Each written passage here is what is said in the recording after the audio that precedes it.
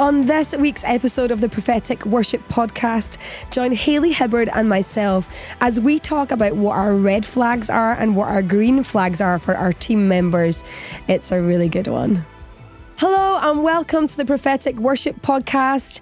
This week I am joined again by my wonderful friend Hayley Hibbard. Hayley, how is it going? It's going. It's going. It's so good. We were just chatting about the fact that we have actually never met in real life. We have not. We have only seen each other on a Zoom screen. And we have, sad, but it's okay. It is sad. We've walked through some really rough seasons together and wrote songs in some really rough seasons. The one that particularly stands out to me is that I was having a really hard time with, my husband was really struggling with his faith and he was quite depressed and had taken some time off of work. It was pretty rough, like just putting it out there. It was a rough season. And we got on this call and we started to try and write, and I'd kind of told you guys what was going on, and you just stopped the write and you said, Ali, I don't think we should write this song. I think we should just write a song for your husband. And so we wrote this song, just took the time to help me to process my heart and to write something that felt like a journey back for him. Yeah. And you actually put it on your record. What's the song called? I Wish I Could Tell You. I Wish I Could Tell You. I Wish I Could Tell You. And it's really, I can't say it's funny because it's just like the Lord. It was, first of all, that was such a precious time. I think that just goes to just it's funny every time that I talk about the people that I write with, and that I actually don't spend almost any time with those people in person. I'm doing all of this on the screen, which I think is just the Lord is cool. But yeah, that day was actually, I think that your memory of it is one thing, my memory of it is another thing, that it's precious to you for a reason. It's precious to me for another portion of reasons, because it ended up being this song that when we finished it, it was like, this is a song I need. Yeah. And then it was like, shared it with a couple of other people, and they were like, I had people messaging me from a work tape or from me just singing it. We actually did a mentorship and messaging me and asking me if they could have the work tape, because it was just like they knew some people that needed to hear it. And it was not a couple of weeks ago, and this has been a year and a half that the EP's been out, and it's just literally me and a piano. Yeah. So nothing it's beautiful. Go on, give us a chorus. Give us a chorus of I Wish I Could Tell You. Oh, it literally is, I wish I could tell you that I love you, 'cause God, I know I should. And it's just really this back and forth push of knowing that what you need to do to process with the Lord, knowing also that He's the one, but feeling disappointed or frustrated and all this thing. And goes to a core thing that I think you and I, Katie, the three of us as we write, that we don't really shy away from much. Yeah. And I appreciate that so much, because I do think as a creative person, we have a tug towards that. I think there's something really beautiful about artistic things where the Lord gives you space to see almost instant beauty from hard stuff, which is really just a picture of what He gives us in Beauty for Ashes anyway. And anyway, I just a few weeks ago actually had a friend of mine reach out to me. She moved a few states away to start a ministry. And she said, hey, I just wanted to share this screenshot of a girl that she shared her story on Instagram. I pointed her to some of your music. She's been having a hard time processing some things. And she had shared our lyrics to that song in her stories and just said, this song is wrecking me. I'm so thankful that I'm able to process with the Lord this way. And I thought to myself, we set in that to write for your husband, for this particular situation, to minister to one another. And then the Lord just took it and was like, yeah, actually, I got plans for that. It's so and insane. That happens a lot with that song. It's so insane. It's really beautiful how God has just breathed His life on some of the things that we've done. And we seem to be writing for kind of a niche people, and or just niche situations or circumstances. But it's it's so fun. And as you can hear just from 2 lines of Hayley Hibbard singing into not even a microphone, this girl is anointed.com. And is clearly a giant in the spirit, and we've just discussed that you're probably also a giant in real life. You are 5 pounds. As are you, 5. apparently. Yeah, we're 5'8". apparently we're So both I'm tall. like an inch off from you. Our other friend Katie that we write with, she's, I think, barely breaking 5'3". Yeah, she's short. Like when I met her, I was like, teeny tiny. She's so short. And then I was like, I would have been so surprised, Hayley, if you were like the same size as Katie. I'm just thankful that there's someone else tall that I'm writing with. Yes. So when we see each other in person, in Jesus' name, it's true. Like I'm not going to be towering over you, because often the situation is I'm taking pictures and someone's like tucked under my arm. Yes, because everyone's so short in the worship world for some random reason. Yes. Anyway. I'm like, can you even see? I need a boost. So good, so good. Okay, let's dive into something a little bit more structured, because I really want to get to some of your great thoughts about team and about how you deal with team and your core values in your team. What are you, Hayley? So how many people are in your team, first of all? So my team week to week is about 8, like with all moving parts. So, and I have one guy that recently just started. He plays bass for me on some services. But we don't run like a huge team. No, we don't either. Just background, we're from a very small area. And so and our church is not like huge, where I'm by no means part of like a mega church or anything like that. It's very like from a small country area, rural, whatever word you want to use. But a lot of people who just really love the Lord. I'm just kind of jumping in, but just to give background on my team week to week, I'm extremely blessed. 2 of the people that 3 actually. 3 of the people that are on my team I've had with me from the start. Okay. So we're talking 16 years of history. Wow. Of like leading worship together. And like for me, a lot of that trust comes from them allowing me the space to cut my teeth as a leader and not just a singer or a worshiper. I actually would encourage you as fast as you can to get away from only thinking of yourself as one thing if you're a worship leader. And just really kind of learning and growing. And then as we've gone along, I've been able to raise up some people through like youth group and stuff like that now serve on my team week to week. And for us, I think whatever you want to call it is like the thing that we have together is history, and it's very evident. I know that that's a little bit harder when you're coming from a place of I've gone and helped like lead worship places, guest worship led at places where they have 40 people that they have moving in and out all the time. And I think at the core of it, just to hop in and talk about team dynamics for a minute, is that whatever you do, you need to know and love your team. Yes. You need to know and love the people that you're playing alongside, because something that I wish people said more often is that leading worship is extremely vulnerable. Yes. It is. Obviously, it's leadership. Obviously, in the last like 10 years, it's become a thing that people talk about like wanting to do, which was not the previous 10 years before that was not the case. But it's like all of a sudden it's like this job that kids say they want to have when they grow up. I want to grow up and be a worship leader. I'm like, that's so weird. So weird. But cool. You know, if you know what that means, then I'm down. But it can be extremely vulnerable. You're especially when one of our priorities is to be very spirit led. Yeah. I don't want to get up and just do a list of songs because I think they're going to go well together. Yeah. Or because like they transition super well into each other, which is, I have no issue with that kind of excellence, but that I want to come in the room, and we all do, I think, in theory, we want to walk in the room and be led by God's Spirit. Like, what is he doing today? What is he doing right now? What is he doing in this moment, in this breath? Like, what is he doing? And that can be a very vulnerable place. And you really need to trust one another, because there are going to be hiccups. Totally. There are going to be moments that do not go well. Sometimes you're going to navigate into a moment that you thought was going to be one thing, and it is not that at all. And you got to pivot because the Spirit's like, we're going somewhere else.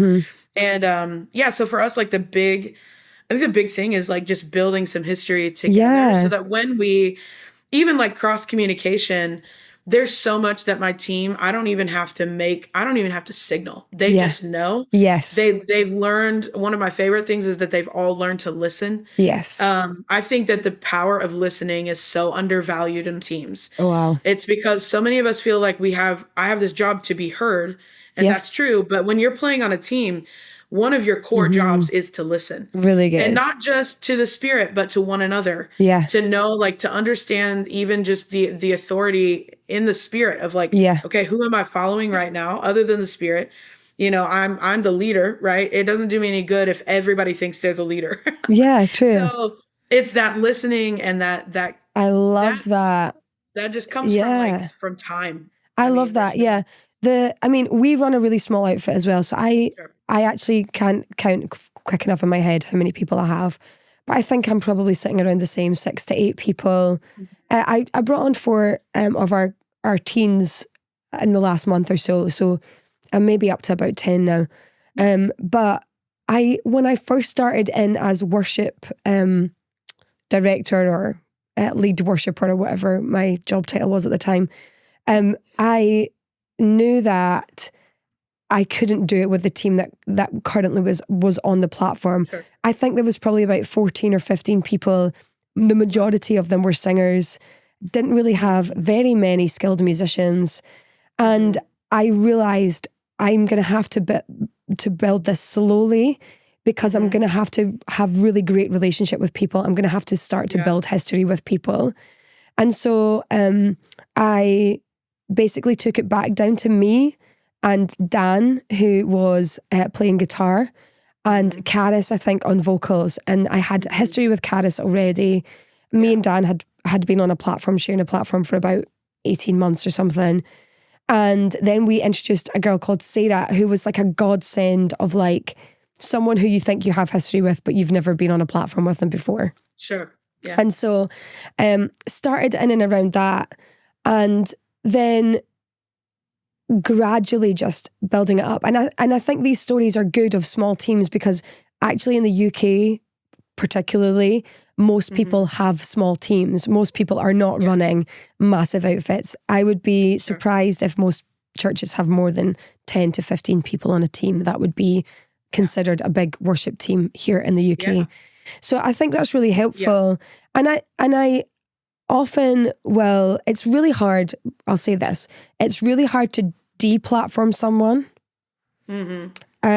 Therefore, you should be really slow to make decisions about who gets on your team to get on a platform. And that's been a great lesson that I've learned over the years. And so in this season, I have been very slow to put people back on a platform or to introduce people into the team, just because it's actually unkind to put them there and then to have to ask them to come back down because the dynamics aren't right, or there isn't enough relationship, or there isn't enough history, or you missed something because you didn't have enough conversations with them or whatever. Talk to me a little bit, Hayley, about what are your foundational core values for people getting onto your team? So I know you've got history with these people. I know one of them is your sister.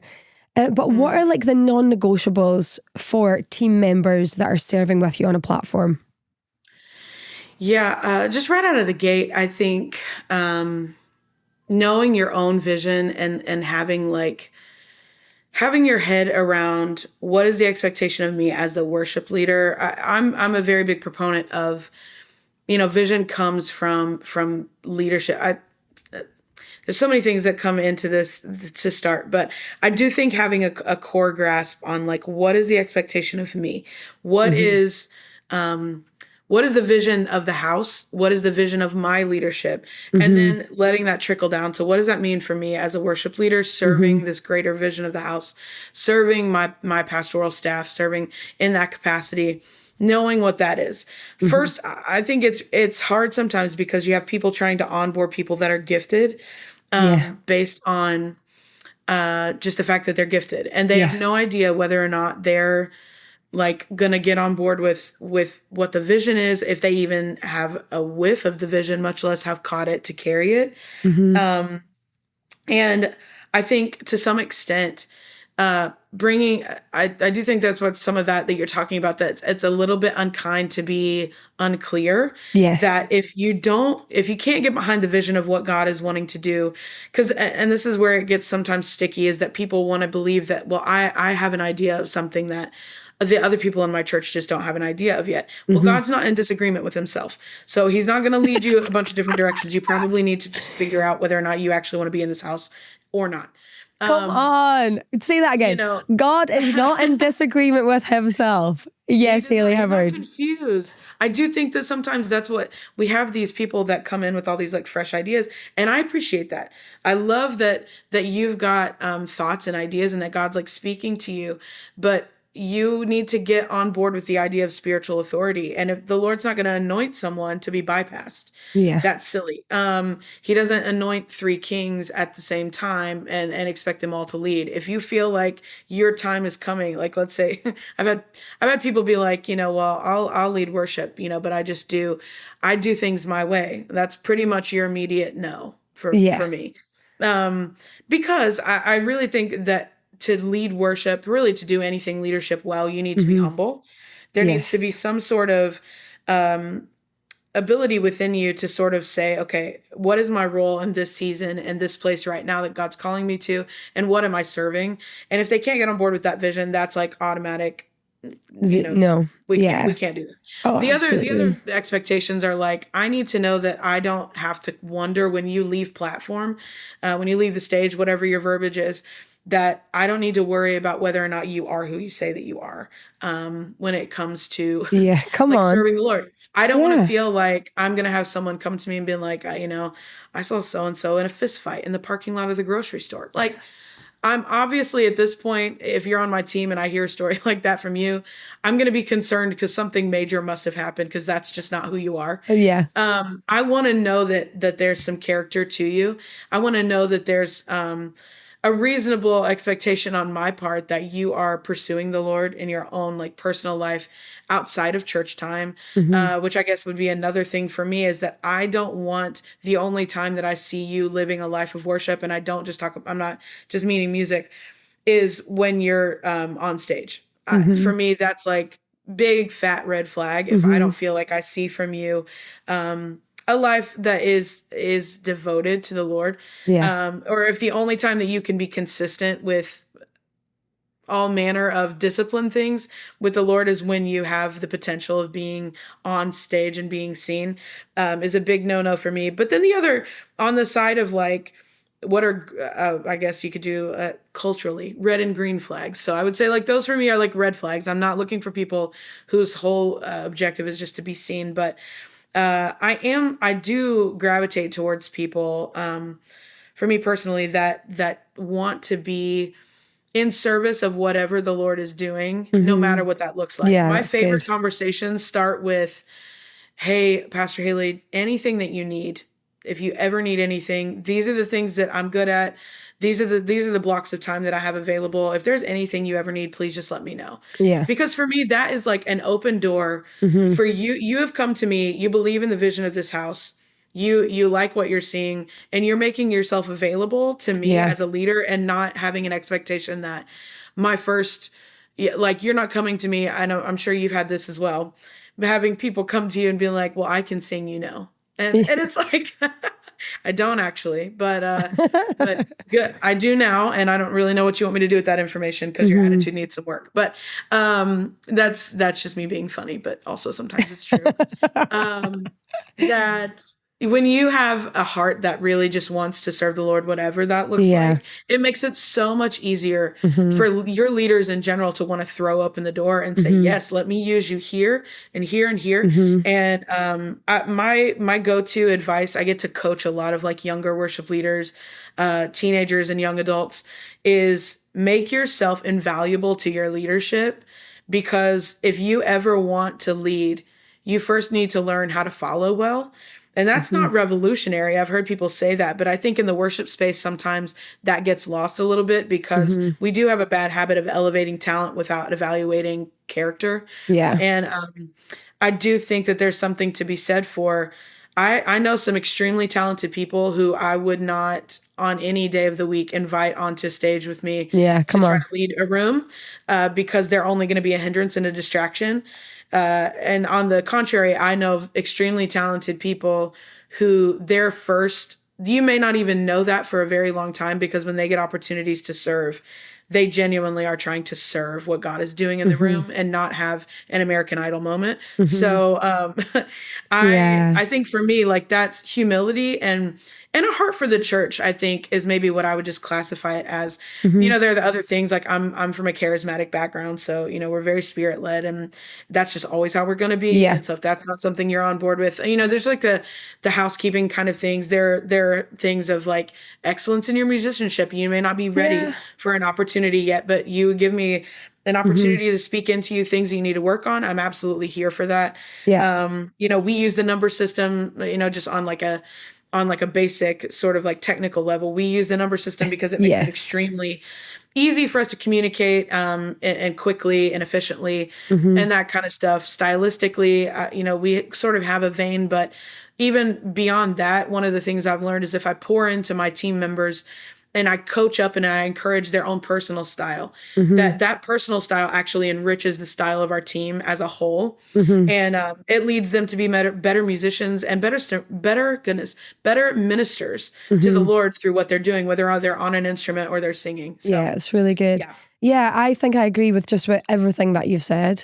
I'd say like as kind of surprising value for me when it comes to team members is I have a really high value for people who want to grow, who are communicating to me, like, even in their excellence, like I've hit this place and there's just a desire in me to pursue something more. We also have a really high value for all or nothing, which is no surprise, considering the context.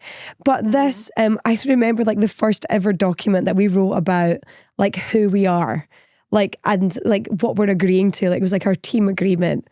And it was like, the bottom was, we only had like one bullet point for like our current agreement. And it was like all or nothing. Like, and if you're not all in, then you can leave. Like, and I mean, it does feel like if you're going to be out here doing this thing together, you really need to be committed, because any sort of like halfway, I'm not all the way convinced, whether it's of this team or my talent or the Lord, you're going to find out. Like, it's a sort of a litmus test when you get out there, and for better or worse, and you have moments where you sort of like come back and evaluate and look like, okay, we probably need to make sure we step it up in this area or whatever. But that commitment of just being like, I'm saying you can count on me and I want to be able to count on you. And I think there's something special that happens in that kind of trust. Totally. And I think like for my environment in particular, we have to have a high value for the Spirit, because I very rarely stick to a set list. My team will tell you over and over and over again. I put in the prep, like I'm ready with a thought. I'm trying to find songs that do the journey. And then I figure out halfway through that actually the destination is the same. But because of currently the people in the room, I have to take a different route to the destination. Absolutely. And so then you have to have people that will roll with you. Yeah, you do. And you have to have people with the skill. So the number stuff, all of that stuff is really important to me. And I realize like I have had people leave the team multiple times because I don't stick to a set list, and they can't stand the fact that it doesn't stay the same. And if they put in hours at home to practice, that I'm going to change it, and they feel like that's a dishonor to them. And my answer really has always been, I would rather dishonor you than dishonor the Spirit of God. And if that ain't the fact, that's good. And like, and I love you, but if this isn't the culture for you, I bless you to go and thrive somewhere else, because I am not about to change my culture based on the fact that you're choosing to be offended at the decisions that I'm making in a house of prophets, when quite honestly, if someone gets up to prophesy, the whole atmosphere shifts. This is what I've discovered about prophets, or about people who communicate well with verbiage, is that they can turn a ship in an instant, almost like it's a jet ski. If you have to take a whole congregation with you on a journey through song, it's actually like turning a cruise ship in the ocean. There's no quick way to do that. Like you have to hold hard left, and you just have to wait for the time that it takes for the whole thing to come around the corner. And so, and you already, and I think to that point and that analogy, which is so beautiful, is that you have to have the technical stuff in place to be able to make that maneuver. Yes, you do. Safely. Yeah. I mean, if we're following the analogy through, like a cruise ship doesn't turn on a dime. It's something that's planned in advance. And I think even what you're talking about, I don't think that people maybe that aren't in spaces where there's a lot of responsiveness to the Spirit. And by that, I think what a lot of people construe as spontaneous is actually in my prayer in our house is always that our spontaneity is not for spontaneity's sake. It's for the sake of following the Spirit. We will abandon everything if it means yes, come on. Very good. And to be able to do that actually requires a high level of excellence and a high level of trust, because exactly what you're saying is true.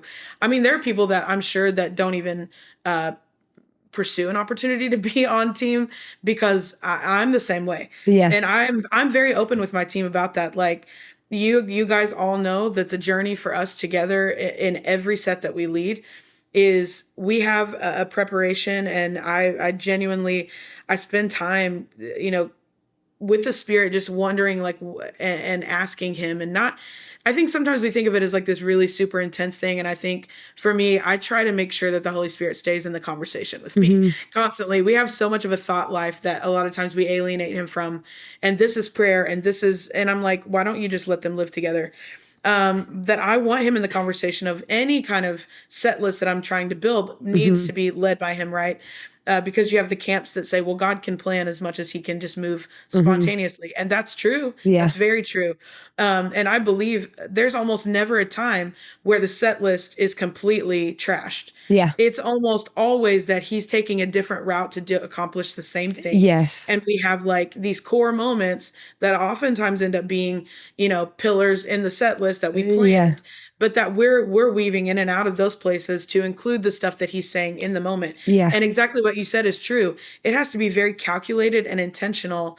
And to do that, you have to have people that are willing to go with you, that are willing to know what that takes, and to trust you to that you're going to get them through that moment, and to take them with you and not just abandon everyone. I think one of the things that I really appreciate about you as a worship leader in a very I would argue like a highly Spirit-led environment, with it being very prophetic where you are. I know there's like a lot of suddenly and kind of like we're shifting and we're changing and the direction's moving and whatever, is a beautiful thing. I think one of the things I really appreciate about you is the integrity that it takes to, one, know that and to confront that just head on, not as a problem, but as a fact of this is who God has asked our house to be, and to coach your team up accordingly, to create an environment accordingly where that can be done well and done intentionally.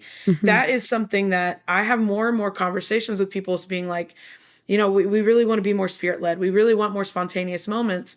And there's no fast way to do that. It is just a sort of, it's a walk that you have to take with your team, with the people that you're going with, that eventually, if you set your sights on that and you pray and invite the Holy Spirit into that, allow him to sort of like guide you little by little, he'll build that in you, but just know that it's not going to be like a straight line. It's not going to be, I wish I could hand you a manual and I could just say, take this, and this, add this, and this, and then boom, you've got it. Yeah. It's more a journey of like most things with the Lord. It's not linear. It's a little bit messy from time to time, and it's all holy. And if you just let him lead you in that, you can love people and love the Spirit. And something really special happens, when that comes together. So I think that the underlying thought is that success in a Spirit-led organization and worship time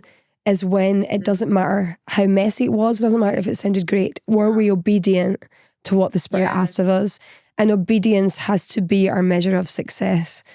And so, is there really success outside of that? No, there's not.